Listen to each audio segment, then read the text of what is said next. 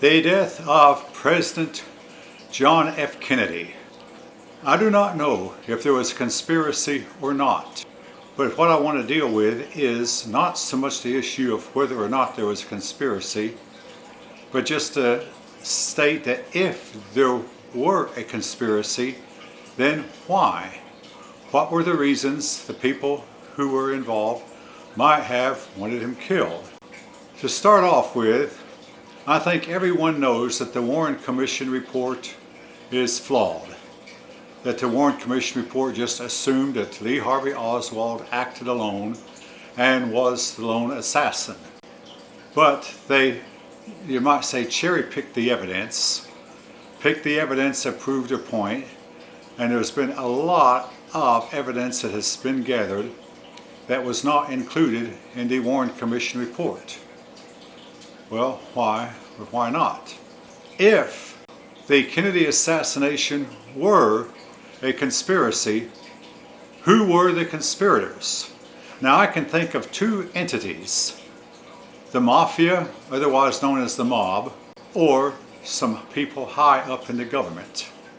Now I want to talk about the mob first and why I don't think it was them. If it had been the mob, why would the government keep it a secret for at least 75 years? Seemed like there would be no reason for a cover-up. We do know this about the mob. They did have a reason to want to bump John Kennedy off. John Kennedy's brother Robert was going hard after the mob and prosecuting them constantly. That might have been a reason why they would want to get at least the president out of the way. I mean, the logic is there, but the government's reaction to the assassination somehow leads me to believe that the mob really was not involved. That leaves me to think that if there were a conspiracy, and again I can't emphasize enough, if there were, then it would have been the government. People high up in the government, certain individuals. Why?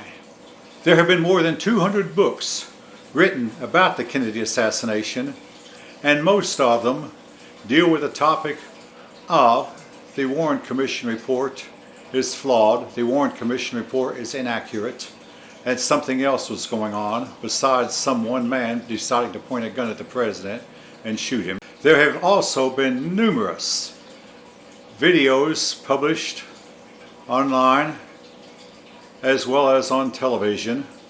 There have been numerous documentaries, and whole magazines have been devoted to the subject of the Kennedy assassination, telling about weird things that happened as a result of the Kennedy assassination, and especially about numbers of people who died who apparently knew too much. Witnesses who saw things that they shouldn't have seen, or who knew things that they shouldn't have known, and they were taken out of the way before they had a chance to talk. Of all these documentaries that I have seen, none of them have said what I'm about to say and what I think.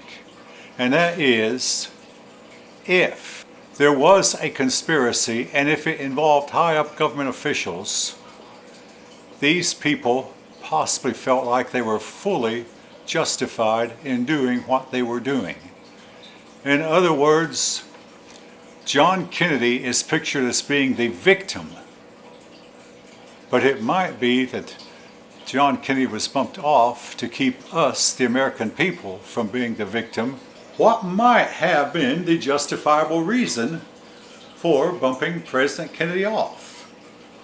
Well, one thing we now know, what we did not know in 1963, John Kennedy was in extremely bad health. In fact, one man who was allowed to look at his medical records several years later said that John Kennedy was barely alive. Now, of course, bad health might not have been a reason why the government wanted to get rid of him, but nevertheless, it appears that the man was in very, very bad health. A more concrete reason might have been John Kennedy's morality, or rather his lack thereof. We did not know. Now, a lot of people did know, people close to the Kennedys and people around the area of Washington, a lot of representatives and senators might have known, J. Edgar Hoover knew, John Kennedy was not faithful to his wife. In 1963, our moral standard was much higher than it is today, and a lot of persons might have felt like, hey, if this is found out, keep in mind this was during the height of the Cold War, and it was believed by a lot of people that, hey, we can't have a president of the United States if we found out that he's been involved with a whole lot of women. And this could create a real scandal. It could weaken the government. It could embolden the Soviet Union. And we just simply cannot have this man leading our country. In addition, one of the women that he was involved with is believed to have been an East German communist spy. Now, today, we don't believe that he gave her any information. Oh yes, he probably had an affair with this woman, but did he give her any information? Today, we don't think so, but at the time, in November of 1963, we did not know that. In other words, was she sent to assassinate him? The Secret Service was told, if you know Jackie is not in the president's bedroom and a pretty woman walks toward the president's door, you're to let her through. And the Secret Service were feeling like, hey, how in the world can we protect a president like this? And what if she's sent to assassinate him? Or what kind of secrets might he be giving her? In other words, the assassins, the persons who might have assassinated President Kennedy, might have felt like, hey, this man is unworthy to be president and we can't get rid of him by impeachment, so let's get rid of him the only way that we can. In addition, John Kennedy is known to have been against the Vietnam War, and a lot of persons high up wanted a war in Vietnam, partly perhaps to stop the spread of communism, but also to bolster the American economy, which had been sagging late during Eisenhower's administration. So they wanted to bolster the American economy, and President Kennedy, if he had not allowed the war to continue, the American economy might have sagged. And a lot of persons felt like, hey, you know, we can't have this, so let's get rid of him. Also, it is believed that both Kennedy and Lincoln planned to create money to balance their budgets. In Kennedy's case, he was going to really create a whole lot of money in order to pay off the national debt. Keep in mind, at this time, the country was on the gold standard. This was before Nixon took us off the gold standard. So the country was on the gold standard, and creating a whole lot of paper money or creating money of any type that didn't have gold to back it up was considered a very dangerous thing to do. A lot of countries had done it, with the result that the money became practically worthless. So a lot of persons might have felt like, hey, he's going to make American currency worthless, and we just simply cannot allow that, and we can't stop him any other way other than assassination. In some ways, John Kennedy seemed to be inept. The Bay of Pigs fiasco contributed to that, but also he could not get his legislation passed. When he first came to Washington, a whole lot of young men came to Washington with him, men he'd known from his days in college, and they tried to tell those old congressmen what to do. The congressmen resented it, and they would not cooperate. In addition, Kennedy had at his right hand a man who probably could have gotten the legislation through, a man who knew his way around the Senate and around the House, his Vice President Lyndon Johnson. But Kennedy put Johnson on the shelf, and Kennedy would not use Johnson for hardly anything, and Johnson sat for the 3 years while Kennedy was president, wishing that Kennedy were not president, just simply doing nothing and being kept in the background and out of the limelight. When Johnson became president, he quickly got all that legislation passed that Kennedy could not get passed. Now, particularly, I'm referring to Medicare, medical care for the aged, or to federal aid to education. Again, Kennedy got it up and couldn't get it passed.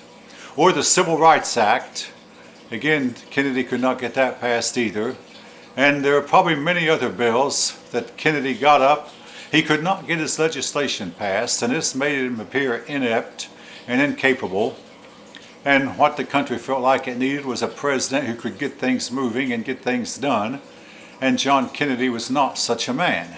Some of the really mysterious things surrounding the Kennedy assassination. Number one, why the secrecy? Now, the Warren Commission decided to seal up a lot of what it found for 75 years. Well, why is that necessary? If Lee Harvey Oswald was a lone gunman, why not just say so? Well, they did say so, but why not, well, why the secrecy? Why keep this under wraps for so long? Now, while presidents after Kennedy have revealed some things that were locked away, there's still a lot of stuff locked away, sealed up, that we have not been allowed to look at, which flames the fires of conspiracy theorists. In other words, well, why the secrecy? Something else that a lot of people have wondered about. Lee Harvey Oswald was interrogated the night of November 22nd and November 23rd, interrogated all night long, and there's not a bit of a record of what was said, what questions were he asked, what answers did he give. The only thing we know about what he said was he came out of the meeting and he looked at the crowd and said something about the killing of a policeman. Well, I never killed anyone. I'm just a patsy. Bang! And Lee Harvey Oswald was silenced forever. Possibly he knew too much. But weirdly enough, he never mentioned anything about killing a president. And again, was he about to reveal too much so that he was about to be put to silence permanently before he had revealed more than the government wanted revealed? Again, there are many books on the subject, many articles written, and people, many people who have mysteriously died because perhaps they saw too much or they knew too much, and rumors of a lot of testimony being suppressed, and the Warren Commission not including a whole lot of stuff that should have been included. And even the story goes that Lee Harvey Oswald never was on the 6th floor of the Texas School Book Depository, that he was in the break room the whole time, and somebody else fired the shots that killed the president. You know, all kinds of stuff which I don't want to go into. The real point I want to make is that the people who might have been involved, I say again, I can't say enough, who might have been involved in the death of President Kennedy might have felt like they were fully justified, that Kennedy was not the victim, that Kennedy really was the perpetrator, and that they felt like, hey, this man, because of his ineptness, because of his lack of morals, lack of ability to lead, needs to be taken out of the way, so we must get rid of him, and got to get rid of him the only way that we can. And then once they'd gotten rid of him, they covered up. Someday we might know, or perhaps we might never know.